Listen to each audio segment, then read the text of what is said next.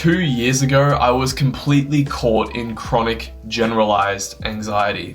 I would hide away, be antisocial, and play video games upwards to 10 hours a day. I was completely caught in my stories. Since then, I've sat 2 10-day silent meditation retreats. I have a committed daily practice of 2 hours of meditation, and I frequently study from the best teachers to best apply meditation to my life. It's been the most important and crucial thing for my growth. In this video, I want to sort of take you on my meditative journey and talk about my triumphs and pitfalls and what I've learned along the process to give you an understanding of what you can expect if you commit to the practice of Vipassana meditation or meditation practice in general. Hey guys, welcome back to what I'm dubbing Woke Wednesday, where I talk about growth and mindfulness related principles. Now, 2 years ago, while on the surface everything seemed fine and dandy, I had a girlfriend, I was working as a cardiac technician, I was fit and healthy, but beneath that, and what mattered most, was my mind was in a prison. I was in constant cycles of fear, anxiety, and self-doubt. And at its worst, I would sometimes even have panic attacks. You don't have to feel sorry for me though, because meditation and mindfulness practice has been the most influential and important thing for my growth. And I actually am grateful that I went through what I did so that I could take this step and look inward into my mind, because if I didn't suffer in the way that I did, I wouldn't be doing this sort of stuff. Today, I want to break this video down like this. I want to briefly touch on my meditative journey, how I've gotten to where I am today, and then I'm going to break down that process and what I've reaped benefit from and what I've learned. So we're going to look at leading up to my first meditation retreat, then investigating my first meditation retreat and beyond to my second retreat, and then my second retreat beyond to where I am now today. Now, before this video starts, I think it's important to make a critical disclaimer here, and that is that this is my subjective experience of my meditation practice. Everyone's different, we're all on our own path, but I hope this video provides you with a bit of an understanding of what you may expect. But yeah, don't take this as dogma or where your practice should be at. That's just silly, we're all on our own path. So meditation for me really started out as just a basic practice of 5 minutes per day. I then as I reaped benefit from those 5 minutes, realizing that, wow, okay, this actually does have the potential to alleviate some anxiety, I then worked that up gradually over time, over the next, probably say 3 months to 20 minutes a day. Using apps like Headspace and waking up to achieve this. And from these sits, I gradually became more and more convinced that meditation truly does have some power. So from drawing from inspiration from one of my idols, Sam Harris, I decided to take the plunge and take it to the next level and sit in a meditative boot camp style of a Vipassana 10-day silent meditation retreat, which led me to my first retreat. And it was profound.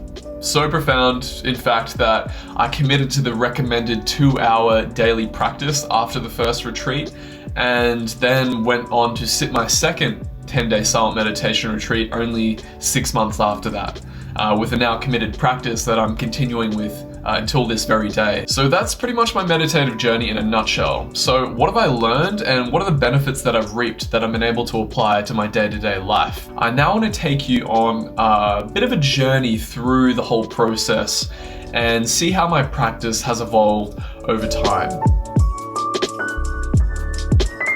First 3 months of sitting, really what I experienced was a taste of what meditation had to offer. I knew I was only just scraping the surface.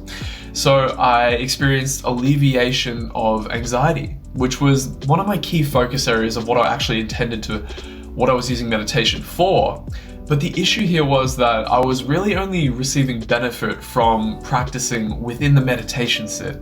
So there wasn't much carryover of reduction of anxiety into the rest of my life. And I mean, obviously, if any one of you is meditating, you quickly realize in this beginning phase just how fucking crazy your mind is.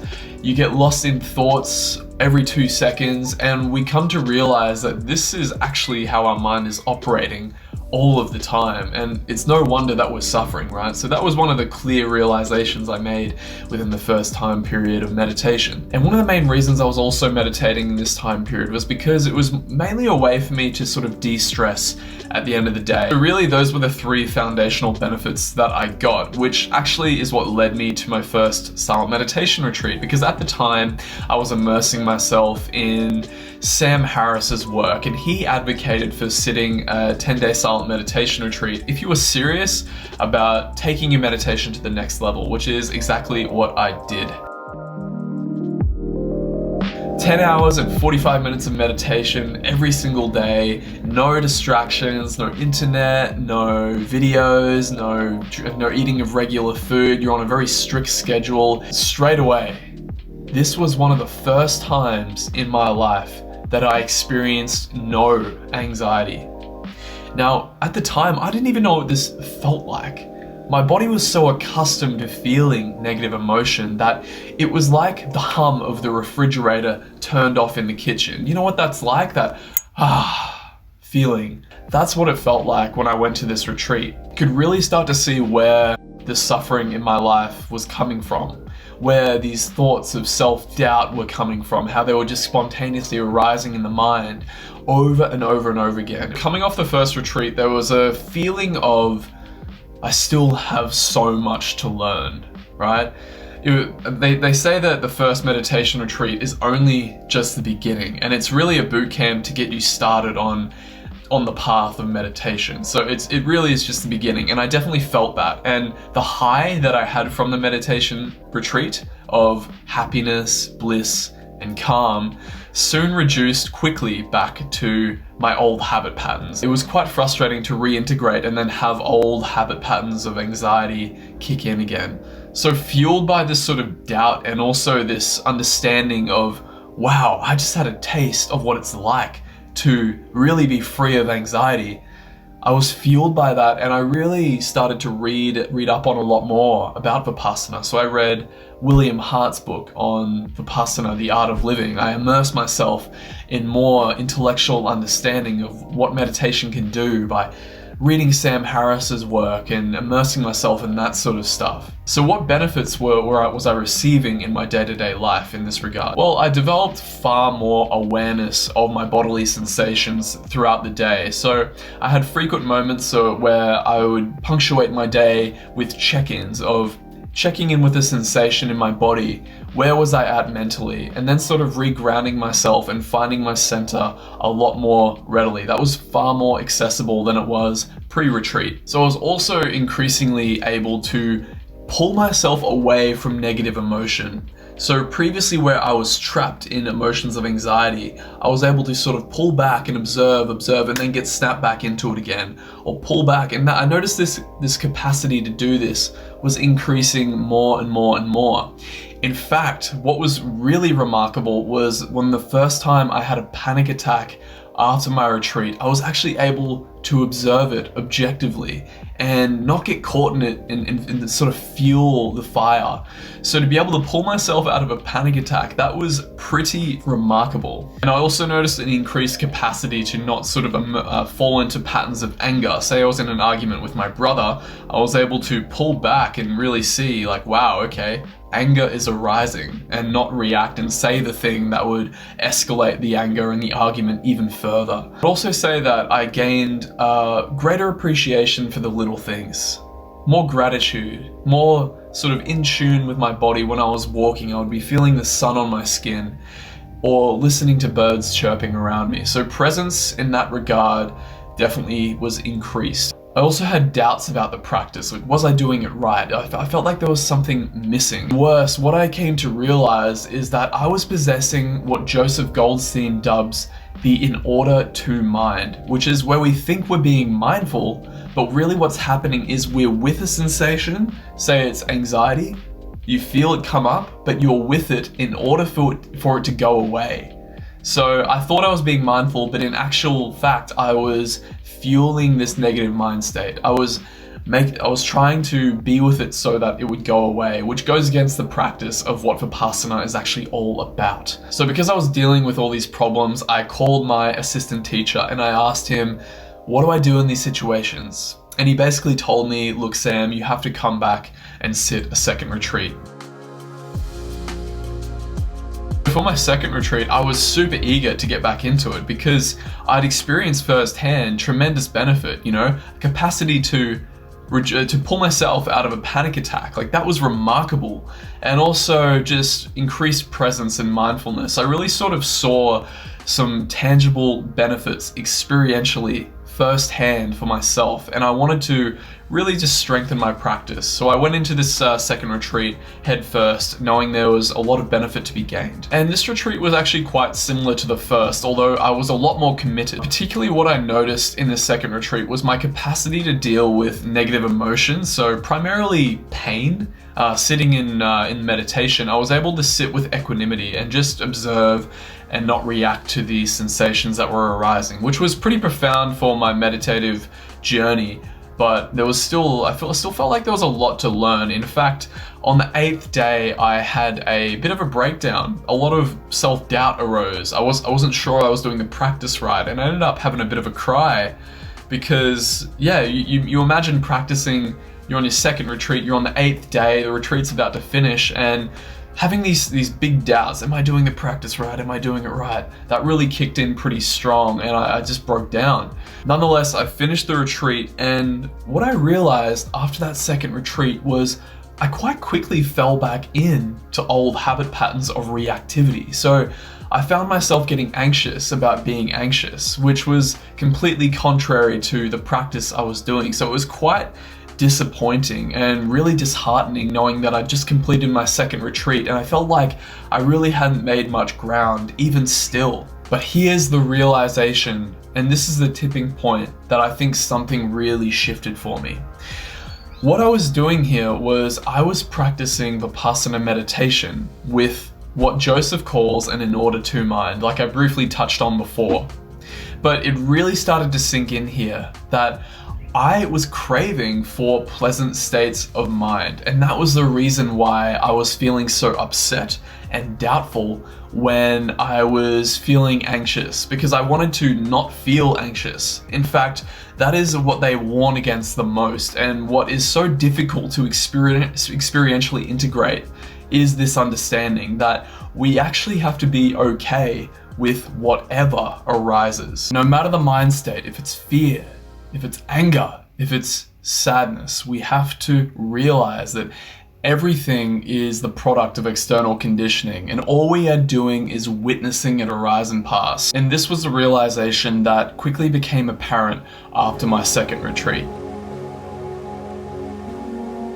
Now, let's wrap things up with the previous 8 months, so following my second meditation retreat until now. And this is actually where most of the growth of my mindfulness practice has come from. And coupled with this sort of intellectual nourishment that I was getting from Joseph, John Yates, and all sorts of other resources, I was practicing 2 hours a day and still am practicing 2 hours a day, which has been incredibly transformative to sort of take the intellectual understanding from the books I was reading and then be applying it to my life in moment-to-moment practice. My capacity to bring mindfulness to my day-to-day life has significantly increased.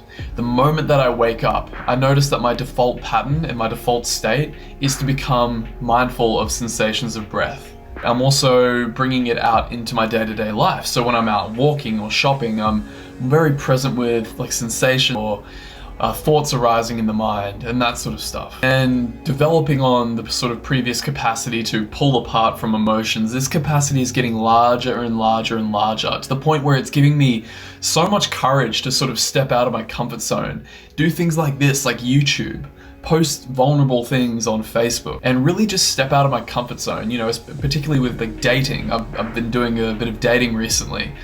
Seeing girls, and that's been really awesome. Like being able to feel nervousness and just be completely okay with it and step into the situation and just be like, I'm here, I'm present. But what if I told you that these sorts of experiences are sort of a byproduct? They're more mundane, and there's actually a deeper level of understanding that I've been tapping into more and more recently in my experiential understanding of the practice. What I think's been happening to me, and what I'm increasingly realizing, I'm having more and more of these what are known as Satori moments, which is a Zen term which means to see the true nature of reality. What I'm realizing with more and more experiential understanding, meaning that I'm actually experiencing this in my life, is that the illusion of self, that we are a self, that we are our thoughts, we are our sensations, is becoming more and more clear that it's an illusion. And more than this as well, my compassion is increasing for others. If I see someone acting out of anger, I'm able to understand that they're acting out of ignorance.